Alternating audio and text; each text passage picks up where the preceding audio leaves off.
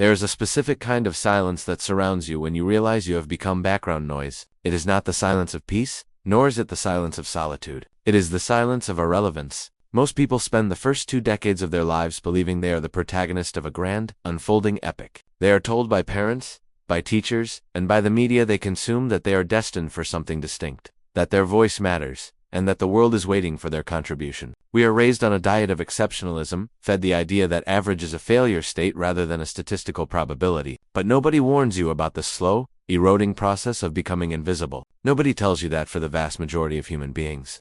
Adulthood is not a stage for greatness, but a vast, gray waiting room where you are gradually stripped of the colors that you thought defined you. The tragedy is not that you fail. The tragedy is that you simply cease to be noticed. The process is so gradual that you do not see it happening until it is already done. It begins when the applause stops. In childhood, every minor achievement is celebrated. A drawing, a grade, a stumble across a finish line, these are greeted with enthusiastic recognition. You are trained to expect a feedback loop. You do something, and the world reacts. This creates a psychological dependency on external validation, a belief that your existence is being tracked and monitored with benevolent interest. But as you transition into your 20s, the feedback loop breaks. You enter the workforce, or you enter the drift of adult responsibilities. And suddenly, effort does not equal recognition. You can work hard, be kind, follow the rules, and yet, no one is watching. The spotlight you thought was following you turns out to have been a simple lamp held by your caretakers. And now, they have put it down. You step out into the real world, and the lighting is flat. You look around, waiting for the audience to react to your struggles or your triumphs. But the seats are empty. This is the first shock of the average life. The realization that your internal world is screaming with intensity, but your external reality is utterly silent. You feel pain, ambition, fear, and love with the force of a hurricane. But to the observer passing you on the street, you are just a silhouette. You are merely traffic. You are a figure in line at the grocery store. You are a blurred face in the background of someone else's photograph. The dissonance between how loud your life feels to you and how quiet it looks to everyone else is the seed of a deep, unspoken existential crisis. You begin to wonder if you are transparent. You speak in meetings, and your ideas are acknowledged with a polite nod, then immediately forgotten. You stand in circles at social gatherings, and the conversation flows over you like water around a stone, smooth and unbroken, as if you weren't there at all. You are not being excluded out of malice. That would at least imply you were a threat or a target. You are being excluded out of indifference. You simply do not possess the gravity to bend the room toward you. We live in a culture that worships the outliers. We are obsessed with the extremely rich, the extremely beautiful, the extremely talented, or the extremely dangerous. These are the people who catch the light. They possess a high-contrast existence. But the average person exists in low contrast. You are not rich enough to command obedience, nor poor enough to demand pity. You are not beautiful enough to be stared at, nor ugly enough to be stared at. You are not a genius, and you are not incompetent. You occupy the middle ground, and the middle ground is where the eyes gloss over. The human brain is designed to filter out the mundane so it can focus on threats or rewards. If you are neither a threat nor a great reward, the collective consciousness of society edits you out. You become a texture, a part of the scenery. This invisibility is not a punishment for being bad. It is the default setting for being just okay.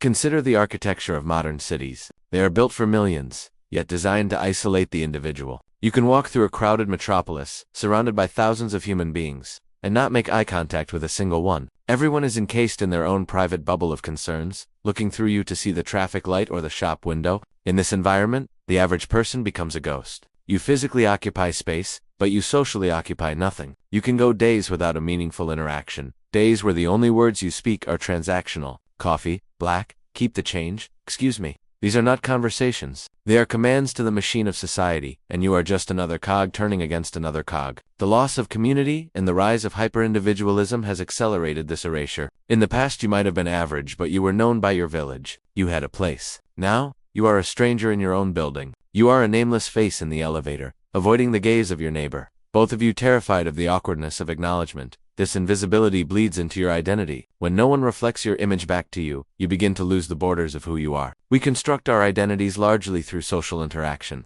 We know we are funny because people laugh. We know we are smart because people listen. We know we are attractive because people look. But when the laughter is polite, the listening is distracted, and the looks are non-existent, the self begins to dissolve. You start to question your own value. If a tree falls in a forest and no one is around to hear it, it might still make a sound. But if a human being lives a life of quiet desperation and no one notices, does their suffering matter? This is the dark question that haunts the average mind in the middle of the night. You wonder if your absence would be noted by anyone outside your immediate biological circle. If you vanished tomorrow, How long would it take for the machinery of your workplace to replace you? A week? A month? The realization that you are functionally interchangeable is a devastating blow to the ego. That was promised uniqueness.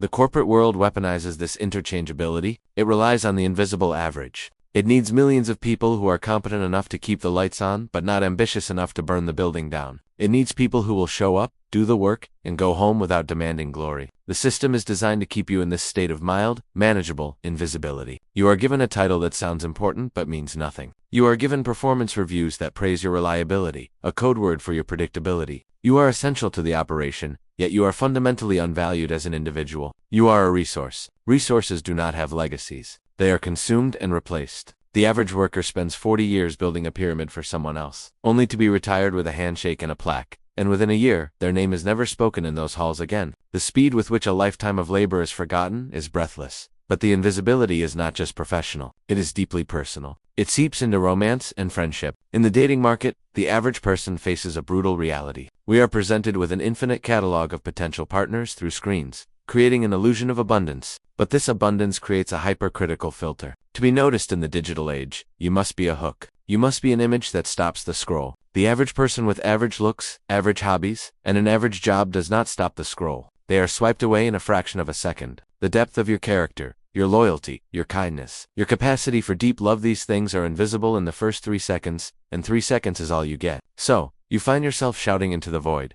trying to curate a version of yourself that is louder, brighter, and falser, just to be seen. And when you do settle into a relationship, the invisibility can mutate. You can become furniture to your partner. The good partner, the stable partner, is often the one who is taken for granted. Because you are not volatile, because you are not a source of drama or danger. You become part of the background of their life, essential. Yes, like the floorboards, but rarely admired or marveled at. You are there to absorb the impact of their bad days, but you are not the protagonist of their fantasies. There is a grief in this, a mourning for the life you thought you would have. You watch movies and read books about heroes and villains, about people who changed the world, and you realize with a sinking heart that you are the extra in the background of the cafe scene. You are the pedestrian crossing the street while the car chase happens. This realization creates a specific type of bitterness. It is not the hot anger of the oppressed, but the cold, dull ache of the ignored. You begin to resent the loud people, the demanding people, the people who suck the oxygen out of the room. You watch them behave badly and get rewarded with attention, while you behave well and get rewarded with silence. You realize that in the modern economy of attention, goodness has very little market value. Notoriety is currency, and you are bankrupt. This leads to a psychological retreat. If the world will not look at you, you stop looking at the world. You withdraw into comfort. You build a fortress of small pleasures, streaming services, food, video games, hobbies that require no audience. You create a cocoon where you are the center, shielding yourself from the indifference of the reality outside. This is why we see a retreat into virtual worlds. In a video game, you are the chosen one. In a game, your actions have immediate, visible consequences. You save the world. You level up. You are ranked. The game gives you the visibility that life denies you. It is a seduction that is hard to resist. Why struggle to be a mediocre nobody in the real world, when you can be a god in a digital one? The invisible people of the world are migrating into these spaces, leaving the physical public square empty and cold. Yet there is a paradox here. While the average person feels invisible, they are also more exposed than ever. We are invisible as human souls, but we are highly visible as data points. The algorithms see you. They know your habits, your fears, your desires, and your insecurities better than your spouse does. You are being watched constantly, but not with love or interest, with calculation. You are being tracked to be sold things. Your invisibility makes you the perfect consumer. You are encouraged to buy products to solve the problem of your irrelevance. Buy this car, and heads will turn. Wear these clothes, and you will be noticed. Take this course, and you will stand out. The entire economy is built on selling cures for invisibility to average people. They monetize your desperate need to be seen. You spend your hard-earned money trying to decorate your cage, hoping that if you polish the bars enough, someone will stop and look, but they rarely do. The silence of the average life is also a silence of history. History is the story of the exceptions. It is a record of wars started by the ambitious, inventions created by the geniuses, and catastrophes caused by the reckless. The average person leaves no trace. Your great-grandparents were likely average people. Do you know their stories? Do you know their dreams, their heartbreaks, their favorite songs? Likely not. They have faded into the sepia fog of time. You are destined for the same fate. 3 generations from now, your name will be a meaningless sound to your descendants. Your struggles to pay the mortgage, your anxiety about your health, your secret hopes, all of it will be erased as if it never happened. This impermanence is terrifying. It drives people to do desperate things, to carve their initials into the wet cement of the world before it dries. It is why we see people humiliating themselves on the internet for 15 minutes of fame. Bad attention is better than no attention. To be hated is to be seen. To be ignored is to be dead while still breathing. As you age, this invisibility solidifies. The older you get, the more translucent you become. Youth has a natural magnetism. Even an average young person holds the potential of what they might become. Society looks at youth with a mixture of desire and hope, but as the potential calcifies into reality, the gaze turns away. The middle-aged average person is the most invisible creature on earth. You are no longer young enough to be a prospect, and you are not old enough to be a tragedy. You are simply there. You are the demographic bulge. You are the taxpayer. You are the commuter. You wear the uniform of the invisible, the sensible shoes, the practical jacket, the tired eyes. You walk through the mall and the teenagers look right through you, their eyes sliding off you as if you were a pillar. You realize you have crossed a threshold where you are no longer a player in the game of cultural relevance. You are now the audience. Your role is to watch, to pay, and to stay out of the way. There is a profound loneliness in this realization, but it is a loneliness that cannot be easily shared, because to complain about being average sounds petty. It sounds like entitlement. Oh, you have a roof over your head and food on your table, but you're sad because you aren't famous. The guilt stifles the expression of the pain. You are not allowed to mourn the loss of a destiny you never really had, so you carry it in silence. You carry the weight of your own You look at the stars and feel small, not in the awe-inspiring spiritual way, but in the crushing, mechanical way. You feel like a spare part for a machine that would run just fine without you. And yet, within this invisibility, there is a secret, darker truth developing. The invisible people are the ones who see everything. Because no one is watching you, you are free to watch them. The average person becomes the ultimate observer. You see the cracks in the facade of the successful. You see the desperation in the eyes of the famous. You see the hollowness of the power structures that ignore you. In your silence, you cultivate a deep, cynical wisdom. You understand human nature better than those who are constantly performing, because you are seeing people when they think no one is looking. You see the rudeness of the waiter when the celebrity leaves. You see the nervous twitch of the boss when the shareholders aren't around. You become a keeper of secrets, a witness to the backstage reality of the world. There is a strange power in this, a passive power. You are the silent majority, the dark matter of society that holds the gravity together. You may not be the star, but you are the space in which the star burns. Without the darkness of your anonymity, their light would have no definition. But this wisdom is a heavy burden. It alienates you further. You find it hard to buy into the illusions that keep society running. You can't get excited about the political rallies, the celebrity scandals, the latest trends, because you see them for what they are, distractions for the masses. Puppet shows to keep the invisible people entertained so they don't realize their own numbers.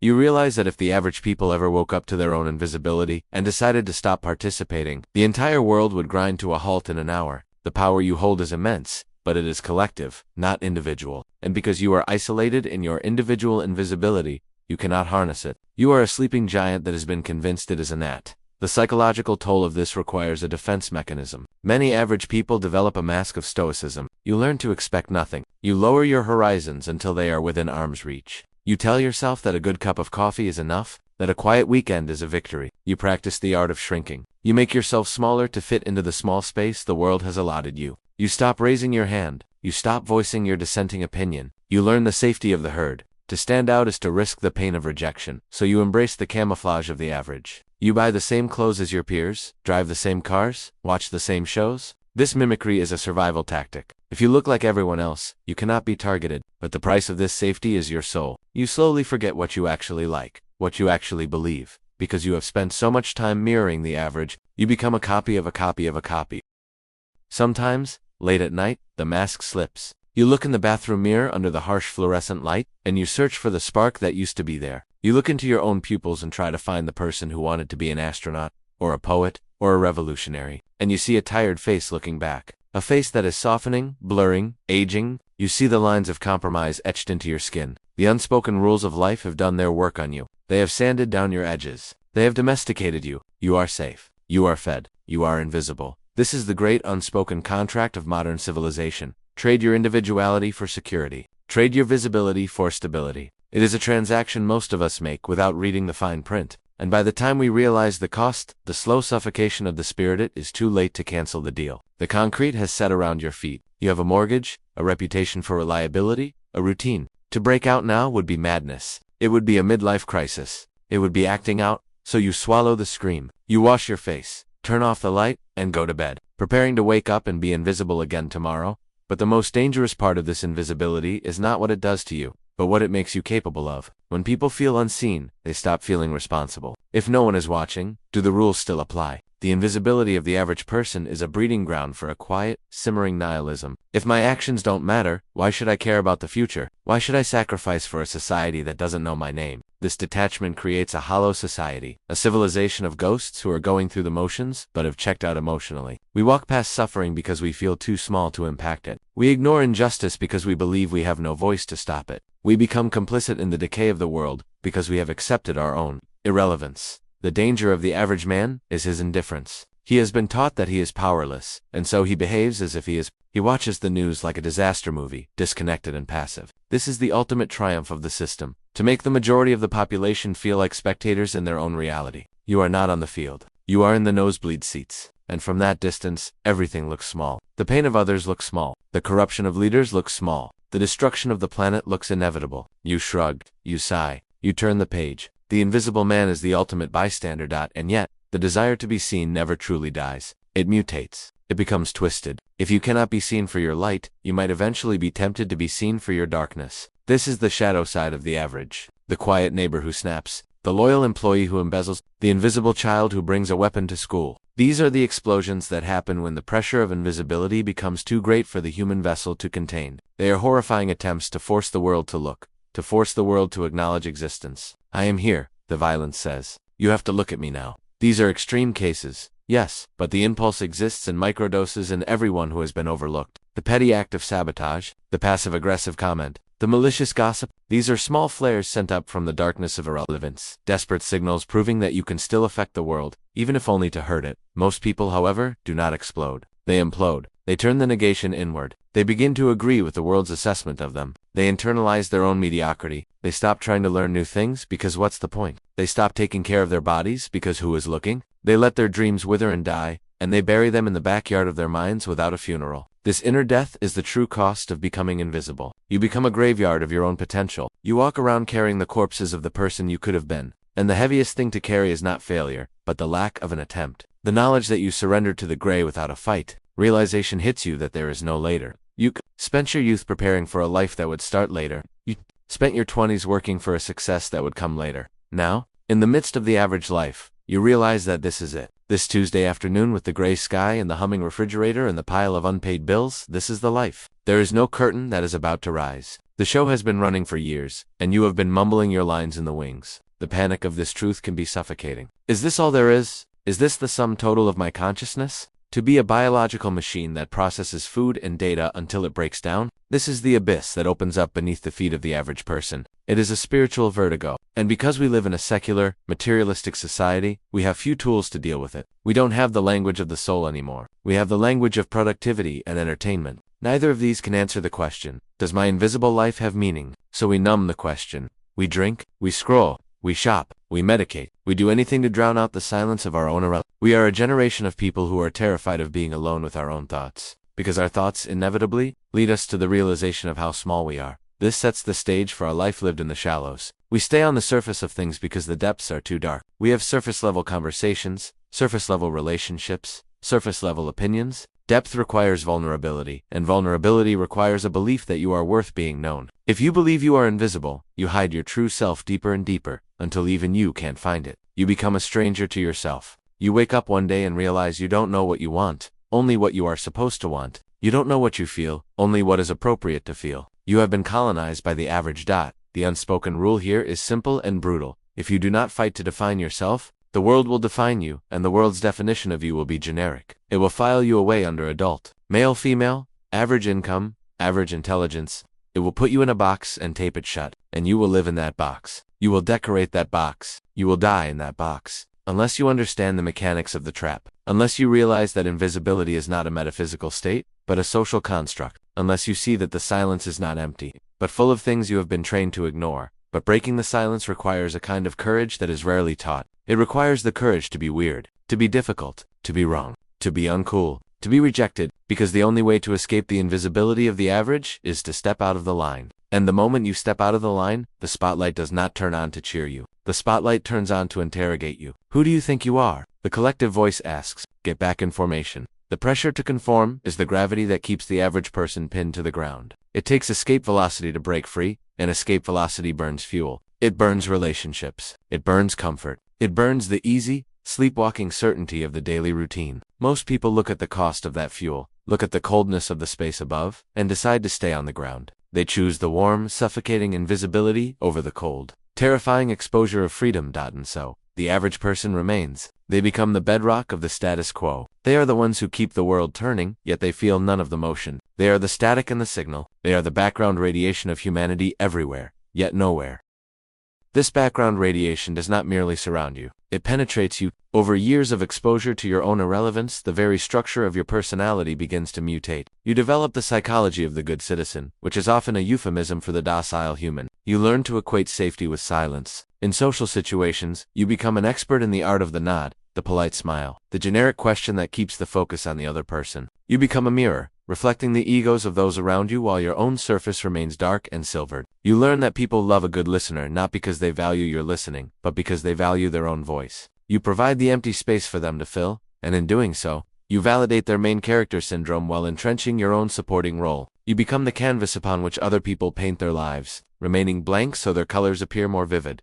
There is a distinct physical manifestation of this invisibility. If you observe closely, you can see the average person shrinking in real. It is in the posture. The shoulders roll forward, protecting the heart, minimizing the silhouette. The gait is brisk and apologetic, designed to impede no one. You learn to navigate crowds like water, flowing around the obstacles, never becoming the obstacle yourself. You sit in the chair with your legs crossed tight, elbows and occupying the absolute minimum square footage required by physics. This is not just politeness. It is a subconscious signal to the pack. I am not a threat. I am not a challenger. Do not bite me. It is a survival instinct from a primal past where standing out meant being targeted by the predator or the alpha. But in the modern office or the modern party, there are no tigers. There is only the fear of judgment. So you fold yourself smaller and smaller, like a piece of origami, until you are flat enough to slip under the door and disappear. This physical shrinking is accompanied by a vocal retreat. You find your voice losing its resonance. You speak in the higher registers of uncertainty. You preface your opinions with qualifiers. I think, maybe, possibly, it's just my thought. You apologize before you speak, and you apologize after you speak. Sorry to interrupt, you say, even when the silence was waiting for you. You are terrified of the awkward pause, so you fill it with nervous laughter, a sound that strips you of your gravity. You rarely make declarative statements. You rarely say no with a period at the end. Your no is always followed by an explanation, an excuse, a justification, because you do not believe you have the authority to simply refuse. You believe you owe the world an explanation for your existence and your preferences. The invisible person lives in a perpetual state of debt, feeling as though they are borrowing the air they breathe. This behavior creates a feedback loop with the narcissists of the world. The ecosystem of human interaction is balanced between those who take up space and those who yield it. The invisible average people are the food source for the high-conflict personalities. The narcissist requires an audience. The average person provides it. The narcissist requires compliance. The average person offers it. You attract the people who will use you because you have hung a sign around your neck that says, "I will not fight back." You become the reliable friend who helps move furniture but is never invited to the gala. You become the employee who stays late to fix the mistake of the charismatic manager who left early. You are the shock absorber for the chaos created by the loud people. And the tragedy is, you mistake this exploitation for connection. You think, they need me, but they do not need you. They need someone. And you happen to be the path of least resistance. The most insidious aspect of this average existence is the theft of time. When you are invisible, your time is considered less valuable than the time of the visible. You are made to wait. You wait in traffic, you wait in lines, you wait on hold, you wait for the promotion that never comes, you wait for the right time to start your life. The world feels comfortable wasting your time because it assumes you have nothing better to do. And often, you don't, because you haven't authorized yourself to have a mission. You are in the great waiting room of life. You spend hours scrolling through the lives of others, effectively donating your time to them. When you watch a celebrity's vlog, or an influencer's story, you are paying them with the seconds of your life. You are the battery that powers their stardom. Without the millions of invisible average people donating their attention, the stars would flicker out. You are the dark energy that keeps their universe expanding. While your own collapse is inward, consider the concept of the non-character or NPC. It is a term that originated in video games to describe the background characters, programmed with a few lines of dialogue and a fixed routine, existing solely to make the world look populated for the hero. It has become a derogatory slur in modern culture, but it cuts deep because it touches a raw nerve of truth. Many people feel like NPCs in their own lives. You wake up, you commute, you perform your function, you return, you sleep. Your dialogue is repetitive. How are you? Good. You, crazy weather? You stay within the bounds of your programming. You do not glitch. you do not deviate. The horror of the NPC realization is the suspicion that you lack agency, that you are not making choices, but merely reacting to stimuli based on a preset algorithm of social expectations. You bought the car because the algorithm suggested it. You went on vacation to the place everyone else goes because the algorithm showed you pictures. You are living a life that has been script-written by the average of averages. And what of the secret garden of your mind? The invisible person often cultivates a rich, vivid inner life to compensate for the barrenness of their outer life. In your head, you are witty. In your head, you deliver the crushing comeback. In your head, you save the day. You have entire conversations that never leave your lips. You create art that no one sees. You write stories you never publish. You have deep, philosophical thoughts while staring at a spreadsheet. This bifurcation of the self, the vibrant interior versus the gray exterior, creates a dissonance that borders on madness. You walk around with a universe inside you, but the world sees only a bland casing. It is like carrying a chest of gold through a crowded market, but the chest is locked and you have lost the key. You know the value is there, but if you cannot show it, does it exist socially? The unexpressed potential rots. It turns into resentment. It turns into a judgmental cynicism where you look at the successful people and think, I am smarter than them. I am deeper than them. But they are out there, doing it, and you are in here, thinking it. And in the brutal calculus of reality, the doer always outweighs the thinker. There comes a phase in the life of the invisible person where the sadness turns into a sort of comfortable numbness. You stop fighting the current. You settle into the sediment. This is the settling down that society applauds. But for you, it feels like a surrender. You accept the good enough job. You accept the good enough partner. You accept the good enough house and the good enough neighborhood. You rationalize it as maturity. You tell yourself that passion is for the young and the foolish. You build a philosophy of mediocrity to protect yourself from the pain of ambition. Why try to reach the stars? You say, it's cold up there. You learn to love the warmth of the herd. You become a connoisseur of small comforts. The premium cable package, the heated seats in the car, the Friday night takeout, these become the pillars of your existence. You are not building a legacy. You are building a nest. And there is nothing wrong with a nest, until you realize you have wings that have atrophied from disuse. But the world changes, and the invisible person is often the last to know, because you are not in the inner circles, because you are not at the vanguard of culture or technology. The future happens to you. You do not shape the future. You are run over by it. The economy shifts, and your stable job evaporates. The culture shifts, and your values are suddenly deemed obsolete or offensive. You stand bewildered in the wreckage of the status quo, wondering who changed the rules. The visible people, the drivers of change, have already moved on. You are left holding the bag of the past. This vulnerability is the price of passivity. By abdicating your power to influence the world, you leave yourself at the mercy of its fluctuations. You are a leaf in the wind, claiming to love the breeze until it turns into a storm. Let us go deeper into the emotional landscape. There is a specific type of envy that festers in the invisible life. It is not the hot, green envy of wanting what someone else has. It is the cold, gray envy of wanting to be what someone else is. You envy their solidity. You envy the fact that when they walk into a room, the energy shifts. You envy their permission to be difficult. You watch the difficult people, the divas, the demanding bosses, the eccentric artists, and you see that despite their bad behavior, they are respected. They are feared. They are accounted for. You, with your perfect politeness, are ignored. You realize that nice is often interpreted as weak. You realize that by smoothing over every rough edge of your personality, you have given people nothing to hold on to. You are a frictionless surface. People slide right off you. This envy can turn into a You hate your own compliance. You hate your own smile. You want to scream, to break a glass, to flip a table, just to prove that you can alter the physical arrangement of the room. But you don't. You swallow the scream, and it acidifies in your stomach. This suppression leads to a somatic toll. The body keeps the score of your invisibility. The unexpressed anger,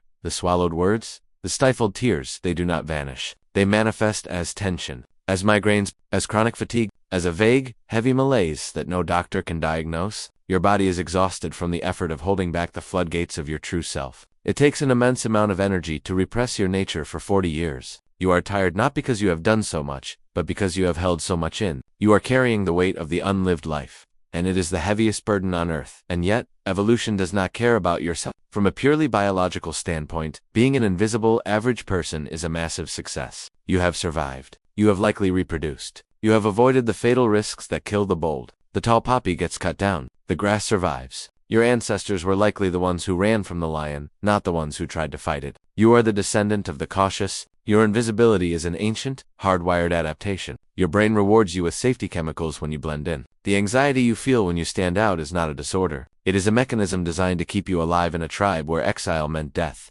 But we no longer live in the tribe. We live in a world where visibility is the new currency of survival. and your ancient software is obsolete. You are running a Paleolithic survival program in a digital attention economy, and it is causing a fatal error in your soul. Is there a way out? Or is the destiny of the average to simply fade into the static? The turning point comes when you stop viewing invisibility as a deficit and start viewing it as a position of strategic advantage. This is the secret that the truly wise observers discover. Invisibility is a cloak. When you are not the center of attention, you are free from the performance. The famous, the powerful, the main characters, they are prisoners of their own image. They must maintain the persona at all costs. They cannot fail publicly. They cannot change their minds without a press release. They are trapped in the cage of expectations. You, the invisible average, are free. You can change your life tomorrow, and no one will write an op-ed about it. You can fail, and no one will tweet about it. You can reinvent yourself, learn a new skill, change your philosophy, and move to a new city, and you can do it in the blessed privacy of the shadows. The lack of an audience is a lack of shackles. You have the freedom to experiment. The pressure is off. You can be a beginner. You can be foolish. You can be messy. The silence that you feared is actually a sanctuary. In the silence, you can hear yourself think. If you stop trying to fill it with the noise of others.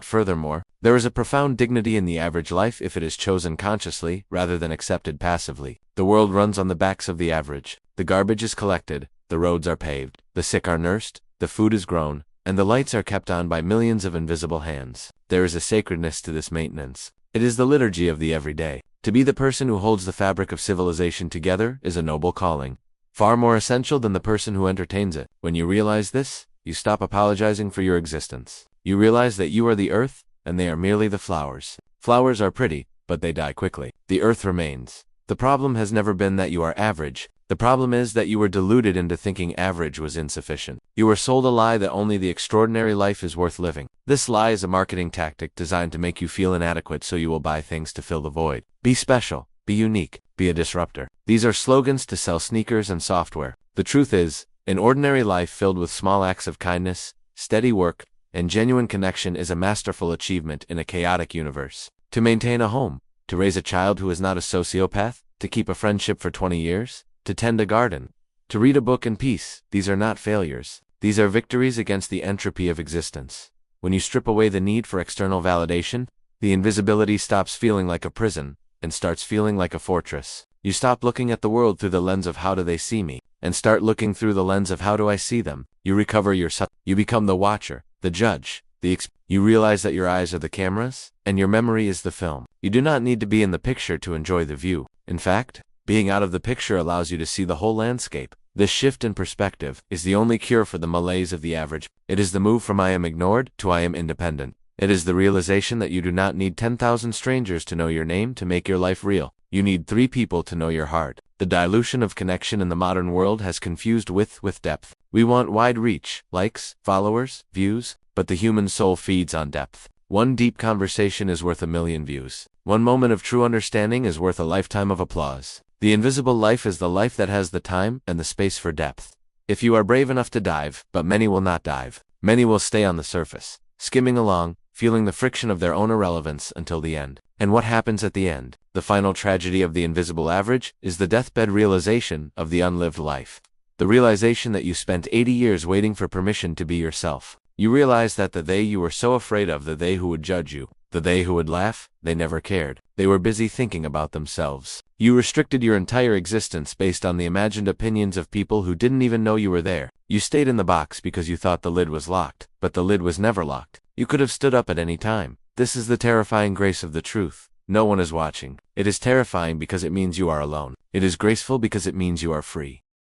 If you can grasp this now, before the end, you can break the spell. You can stop shrinking. You can take up space not because you are special, but because you are here. Matter occupies space. You are matter. You have a right to the air. You have a right to the silence. You have a right to say no. You have a right to walk away. You have a right to be weird, to be quiet, to be dull, to be fascinated by things that bore others. You can step out of the gray waiting room and walk out the front door. But be warned, the moment you stop acting like an invisible person, people will be confused. They will try to put you back in your box. You've changed, they will say, with a tone of accusation. You used to be so easygoing, they will try to shame you back into the background. This is the test. This is the moment where you decide if you want to be a character in your own story or a prop in theirs. It will be uncomfortable. It will feel unnatural. Your heart will race. Your conditioning will scream at you to apologize and retreat. But if you hold your ground, if you persist in being a person rather than a phantom, the dynamic shifts. You gain density. You gain gravity. You may never be famous. You may never be rich. You may never be the one they write history books about. You will likely remain, in the grand scheme of things, an average person. But there is a world of difference between an invisible average person and a sovereign average person. A sovereign average person owns their mediocrity. They own their small patch of earth. They are the king or queen of their quiet domain. They do not beg for attention. They command their own respect. They understand that a life does not need to be loud to be significant. The heartbeat is a quiet sound, but it is the rhythm of life itself. So look at your hands. Look at the room you are in. Listen to the hum of the world. You are here. You are not a ghost. You are a biological miracle, a consciousness capable of perceiving the universe. That is enough. That has to be enough. Do not let the silence consume you. Fill it with your own thoughts, your own will, your own peace. Do not wait for the spotlight. Light your own candle. It is a small light, yes. It will not illuminate the world, but it will illuminate your path. And in the encroaching darkness of a chaotic age, a small, steady light is the most precious thing there is. The silence of the average is not empty. It is pregnant with potential. It is the soil in which the real, untelevised, unperformative human life can grow. Stop trying to be seen, and start trying to see. Stop trying to be interesting, and start being interested. The world is vast and filled with wonders that have nothing to do with human status games. The movement of the clouds, the complexity of a leaf, the history of a street, the mechanics of an engine, the eyes of a cat. When you turn your gaze outward with curiosity, you cease to be invisible to yourself. You become the connection point between the observer and the observed. You become the witness, and the witness is never truly average. For the witness is the consciousness of the universe itself, looking back at itself through the eyes of a nobody. Walk into your invisibility. Wear it like armor. Use it to go where the famous cannot go. Use it to see what the distracted cannot see. The average life is a disguise for the secret agent of existence. You are deep undercover in reality. Stop blowing your cover by trying to wave at the cameras. Just do the work. Live the life. Love the few who love you. And when the end comes, you will not fade away like a wisp of smoke. You will return to the earth having been fully there, solid, real, and unbroken by the need for an applause that never came. And never mattered. The applause was for the actors. You were the reality.